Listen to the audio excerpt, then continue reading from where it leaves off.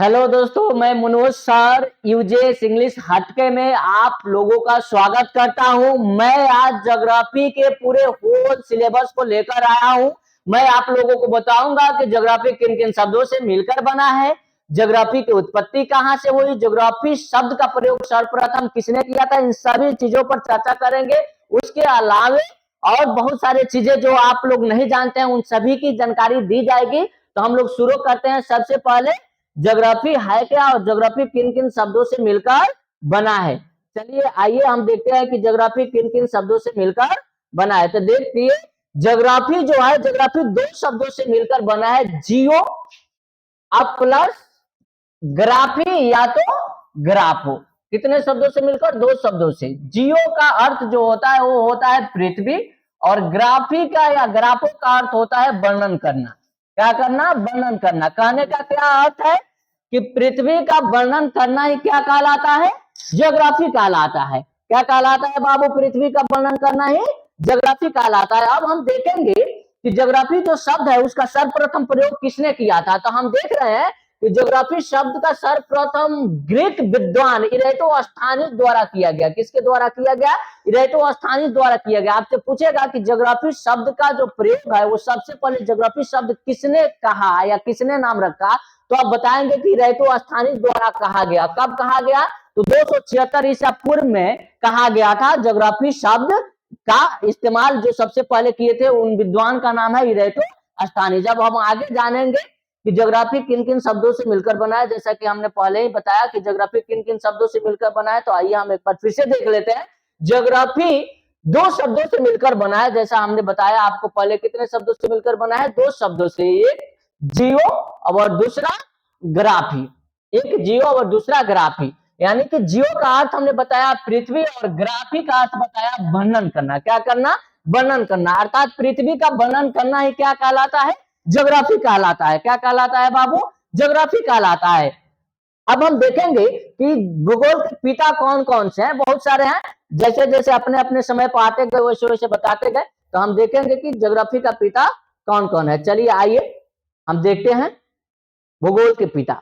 ध्यान से सुनिएगा। चलिए, कह रहा है कि हिकेटियस को भूगोल का पिता कहा जाता है, जिन्होंने सर्वप्रथम स्थल भाग को सागरों से घिरा हुआ माना।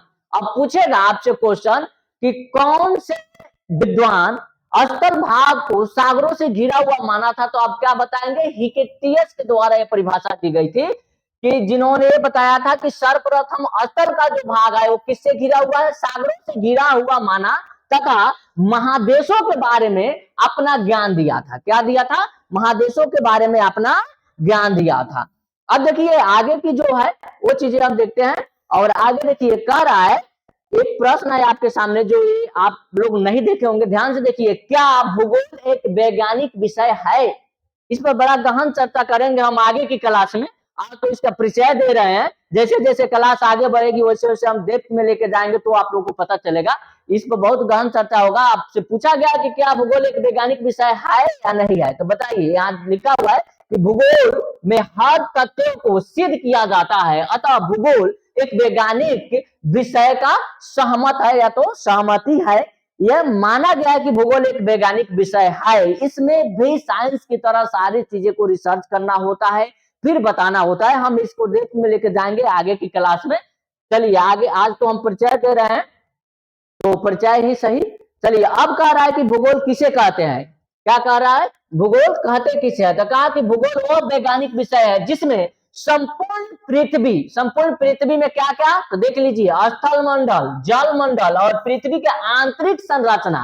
यानी कि स्थल मंडल समझ रहे हैं जिस पर हम लोग रहते हैं, जल मंडल समझ रहे हैं यानी कि जल के विषय में, और आंतरिक संरचना का मतलब क्या है? यानी पृथ्वी के अंदर जो चीजें हैं उन सभी चीजों का अध्ययन किया जाता है। उसे ही हम क्या कहते हैं? भूगोल कहते हैं। क्या कहते हैं बाबू? भूगोल कहते हैं। चलिए आगे चलते हैं। और आगे क्या है? भूगोल की परिभाषा। ये भी भूगोल की परिभाषा थी, लेकिन अब भूगोल की जो परिभाषा होगी वो किसी ना किसी विद्वानों के अनुसार होगा। यानी कि अब कुछ विद्वान आए और अपना अपना मत रखे कि भूगोल ऐसे है, भूगोल ऐसे है। तो कौन कौन क्या कहा हम देखते हैं। सबसे पहले इनको पढ़ेंगे, एल बी स्टाम्प। इनके अनुसार भूगोल क्या है? इन्होंने कहा कि भूगोल मानव के निवास के रूप में पृथ्वी का वर्णन करना, यानी कि इन्होंने कहा कि भूगोल वह विषय है जिस पर मानव निवास करता है, यानी कि पृथ्वी का अध्ययन, इनके हिसाब से पृथ्वी का अध्ययन कर लेना ही क्या कहलाता है? भूगोल कहलाता है। यानी कि स्थल मंडल का अध्ययन करना क्या कहलाता है? भूगोल कहलाता है। किन के अनुसार बाबू? तो एल.डी. स्टम्प के अनुसार। आगे चलेंगे, और विद्वान आए हैं, उनके अनुसार अब पढ़ेंगे। अब देखिए कि जो आगे है वो क्या है? एक विद्वान है क्लैडियस टॉलमी के अनुसार क्या है? तो भूगोल पृथ्वी की झलक को स्वर्ग में देखने वाला अभागमय विज्ञान है। इन्होंने कहा कि वही बातें इन्होंने भी दोहराया कि भूगोल पृथ्वी के झलक, यानी कि भूगोल पढ़ने से हमें पृथ्वी की संपूर्ण जानकारियां मिलती है। इन्होंने कहा, कौन कहे बाबू? क्लैडियस टॉलमी ने ये बातें बताई। चलिए आगे हम चलते हैं और आगे देखते हैं कि और भी बातें हैं भूगोल के संदर्भ में। अब कह रहा है कि भूगोल के प्रकार, क्या कह रहा है बाबू? भूगोल के प्रकार। भूगोल दो प्रकार के होते हैं। कितने प्रकार के होते हैं बाबू? दो प्रकार के। एक होता है भौतिक भूगोल और दूसरा होता है मानव भूगोल। क्या क्या होता है? पहला भौतिक भूगोल, दूसरा मानव भूगोल। अब कहिएगा कि सर भौतिक भूगोल क्या होता है? तो हम जानेंगे भौतिक भूगोल क्या होता है। आइए ना बताते हैं कि भौतिक भूगोल है क्या। चलिए देखिए भौतिक भूगोल, भौतिक भूगोल क्या है? कह रहा है कि भौतिक पर्यावरण का अध्ययन ही भौतिक भूगोल कहलाता है। अर्थात वे सभी चीजें जो प्राकृतिक पदार्थ है वो भौतिक भूगोल के अंतर्गत आते हैं। प्राकृतिक पदार्थ का मतलब क्या है? जल, हवा, ये सब प्राकृतिक के द्वारा दिया गया उपहार है ना। मानव के द्वारा, जैसे मानव के द्वारा क्या, मोटरसाइकिल, बस, ट्रक, ये सारी चीजें आ जाएगा, ये मानव के द्वारा बनाया गया है।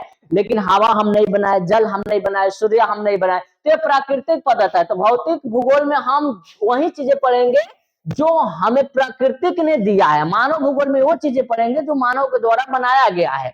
आगे देखिए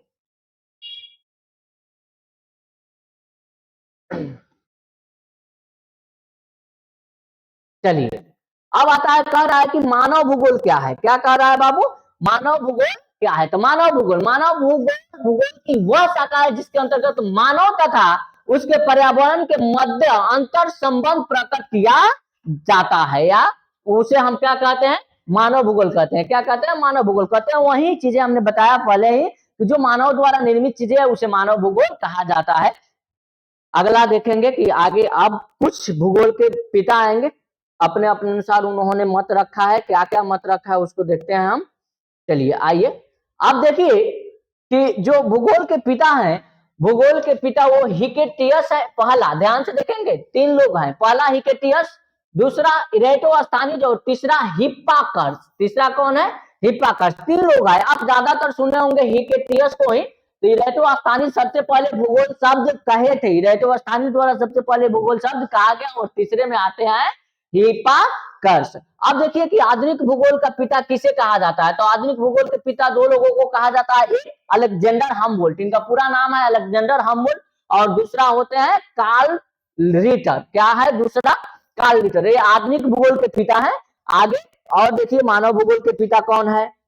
आइए बताते हैं मानव भूगोल का भी पिता। चलिए मानव भूगोल का पिता हम लोग देख लेते हैं। देखिए मानव भूगोल के पिता जो है वो है रैटजेल। कौन है? रैटजेल होता है। कौन है मानव भूगोल के पिता? रैटजेल है। और फ्रांस में मानव भूगोल का पिता ब्लांसे को कहा जाता है। किसको कहा जाता है? ब्लांसे को कहा जाता है। भौतिक भूगोल का पिता किसे कहते हैं? तो पोसिडोनियस को भौतिक भूगोल का पिता कहा जाता है। किसको कहा जाता है? पोसिडोनियस को भौतिक भूगोल का पिता कहा जाता है। इस सब चीजों को हम देख चर्चा करेंगे आगे की क्लास में। आज तो परिचय करा रहे हैं, लेकिन इन सब के बारे में बताएंगे आगे की क्लास जैसे जैसे बढ़ेगी। ये क्या क्या किए थे, रैटजेल कौन कौन से बातें बोले, कौन कौन से परिभाषाएं दिए, इन सभी चीजों को पढ़ेंगे आगे की क्लास में। आज परिचय है, इसलिए सिर्फ इनके बारे में हम लोग जान रहे हैं कि ये किसके पिता हैं और इन्होंने क्या कहा था। ये सारी चीजें आगे क्लास में। एक और चीज है, जनसंख्या भूगोल का पिता किसको कहा जाता है? टिवार्ट को कहा जाता है। किसको कहा जाता है जनसंख्या भूगोल का पिता? टिवार्ट। अब हम आएंगे जानेंगे कि 12th के ज्योग्राफी का जो सिलेबस है उसमें क्या क्या चीजें हैं, किस किस के बारे में पढ़ना है, वो सारी चीजें हम जानेंगे। आइए देखते हैं कि पहला क्या क्या चीजें है 12th की ज्योग्राफी में, उसको देखते हैं। और चलिए पहला जो है पहला यूनिट में जो है वो ये चीजें पढ़ना है कि जनसंख्या, क्या कह रहा है बाबू, जनसंख्या वितरण, घनत्व, वृद्धि और उसका संगठन। क्या पढ़ना है, जनसंख्या, यानी कि जनसंख्या के बारे में जानना है। अब इसको बांटेंगे, यानी कि जनसंख्या पढ़ने के बाद मान लीजिए कि हम बता दिए कि बिहार की जनसंख्या इतनी है, तो अब इसको जिला वाइज बांटेंगे। उसके बाद हम जानेंगे जनसंख्या का वितरण कर लिया, और वितरण के बाद अब घनत्व जानेंगे। जैसे बिहार में मान लीजिए कि सबसे ज्यादा जनसंख्या कहाँ है, पटना में है, तो इसको पढ़ेंगे कि सबसे अधिक घनत्व कहाँ है, सबसे कम कहाँ है। इन सब चीजों को इस चैप्टर में हम क्लियर करेंगे। यूनिट 2 में क्या बताया गया, तो यूनिट 2 में आइए और देखिए यूनिट 2 में मानव बस्तियां पढ़ना है। क्या पढ़ना है, मानव बस्तियां। और यूनिट 3 में आइए, यूनिट 3 में भू संसाधन, यानी कि भूमि का संसाधन तथा कृषि को पढ़ना है। किसको पढ़ना है, भू का मतलब भूमि, संसाधन यानी वस्तु, और इसके साथ ही इसी में हम लोगों को कृषि भी पढ़ना है। क्या पढ़ना है, कृषि। चौथा है, इसमें पढ़ना है जल संसाधन, यानी कि जल के बारे में। और आगे चलते हैं, अगला पढ़ना है हम लोगों को खनिज संसाधन तथा ऊर्जा संसाधन। क्या पढ़ना है, खनिज संसाधन पढ़ना है। पांचवा में पढ़ना है खनिज तथा ऊर्जा। और छठा में भारत के संदर्भ में नियोजन और सख्त पोषणी विकास को भी पढ़ना है। अगला यूनिट में देखते हैं, अगला यूनिट क्या है। तो अगला यूनिट आपको मिल जाएगा यहां, चलिए यूनिट 4 में परिवहन तथा संचार को पढ़ना है। परिवहन का मतलब क्या है कि जैसे मतलब रास्ते राह हो, रोड हो, उसके अलावा बहुत सारी चीजें। संचार का मतलब कि हमें कहां कहां से किस किस माध्यम से खबरें मिलती हैं, इन सब चीजों को पढ़ना है। अंतरराष्ट्रीय व्यापार को भी पढ़ना है ना। अंतरराष्ट्रीय व्यापार, मानव भूगोल के मूल सिद्धांतों को भी पढ़ना है। अंतरराष्ट्रीय व्यापार बड़ा डेप्थ के साथ पढ़ाया जाएगा। किन किन देशों के साथ हमारा संबंध अच्छा है, कहां कहां से हम व्यापार कर सकते हैं, इन सब चीजों को हम लोग जानेंगे। इसके साथ ही अब आएंगे हम लोग फिर यहाँ मानव भूगोल। भूगोल के 2 भाग होता है, इसलिए फिर से यूनिट 1 आ गया है। वो मानव भूगोल का पहला शाखा था और मानव भूगोल का दूसरा, तो इसमें आ गया यूनिट 1 मानव भूगोल प्राकृतिक एवं विषय क्षेत्र। इसमें पढ़ना है हम लोग को, क्या पढ़ना है, मानव भूगोल प्राकृतिक एवं विषय क्षेत्र। इसमें पढ़ना है, ये भूगोल के 2 भाग है, पहला भाग वो है और दूसरा भाग ये है, इसलिए आप यहाँ देख पा रहे हैं कि यूनिट 1 आ गया। ठीक है, अब चलिए आगे चलते हैं। मानव भूगोल के दूसरा भाग में हम यूनिट 2 में क्या पढ़ना है, तो चलिए यूनिट 2 में हम लोग को पढ़ना है बाबू विश्व की जनसंख्या वितरण और घनत्व। तो वहां हम पढ़ेंगे भारत की जनसंख्या, बिहार की जनसंख्या, है ना। अब यहाँ हम पढ़ेंगे पूरे विश्व की जनसंख्या, और विश्व की जनसंख्या पढ़ने के बाद फिर इसका वितरण करेंगे और फिर इसका घनत्व बताएंगे कि सबसे अधिक जनसंख्या कहाँ है। इस तरीका से पढ़ना है। और यूनिट 3 में जो पढ़ना है, चैप्टर 3 में वो पढ़ना है मानव विकास। क्या पढ़ना है, मानव विकास के बारे में पढ़ना है। और मानव विकास को पढ़ने के बाद हम लोग को पढ़ना है यूनिट 3 प्राथमिक क्रियाएं, द्वितीय क्रियाएं और तृतीयक और चतुर्थ क्रियाएं। ये तो 10th का ज्योग्राफी में पढ़ना था, लेकिन इसमें पूरे डिटेल्स के साथ पढ़ाना है कि प्राथमिक क्रियाएं का अलग चैप्टर है, देख पा रहे हैं, द्वितीय क्रियाएं का अलग चैप्टर है, तृतीय क्रियाएं के अलग चैप्टर है। ये सब सेक्टर है, प्रथम सेक्टर, द्वितीय सेक्टर, मतलब सेकेंड सेक्टर, थर्ड सेक्टर, ये सब सेक्टर के बारे में पढ़ना है। तृतीय सेक्टर को सेवा सेक्टर कहते हैं, क्यों कहते हैं, इन सबको डेप्थ में लेके चलेंगे जब हम क्लास शुरू करेंगे। तो आगे आइए, आगे देखते हैं अगला क्या है। तो अगला जो दिया है वो दिया है परिवहन एवं संचार। इसमें भी परिवहन एवं संचार पढ़ना है। तो आप कहिएगा कि 2-2 जगह क्यों पढ़ना है, तो उसमें जो पढ़ना है वो भारत में पढ़ना है, यहाँ अंतरराष्ट्रीय लेवल पर पढ़ना है। और चैप्टर 8 जो है फिर से यहाँ अंतरराष्ट्रीय व्यापार के संबंध में हम लोगों को पढ़ना है। इस तरह से आज यहीं पर समाप्त करते हैं। अगला कल से रेगुलर क्लास होगा आप लोगों का। आप लोग आइए और जुड़िए, देखिए एक एक चीज बताया जाएगा।